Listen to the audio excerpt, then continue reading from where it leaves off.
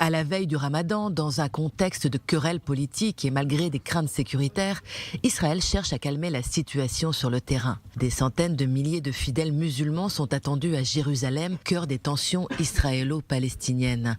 Dans ce contexte, Israël annonce une série de mesures pour faciliter l'entrée des Palestiniens de Cisjordanie dans la capitale israélienne. Pendant tout le mois du Ramadan, qui débute ce mercredi, les femmes, les enfants et les hommes de plus de 55 ans vivant en Cisjordanie pourront participer aux prières du vendredi à la mosquée Al-Aqsa, sans autorisation préalable. Certains Gazaouis seront également autorisés à entrer en Israël entre le dimanche et jeudi. Les visites familiales en Israël sont aussi approuvées sous réserve d'une autorisation des services de sécurité. En outre, les Palestiniens de Cisjordanie pourront se rendre à l'étranger pendant le Ramadan. Ils devront embarquer à l'aéroport Ramon dans le sud d'Israël. Ces mesures prévues seront soumises à d'autres évaluations de sécurité et pourront changer en fonction de la situation sur le terrain. Le mois du Ramadan est souvent synonyme de tension et de violence.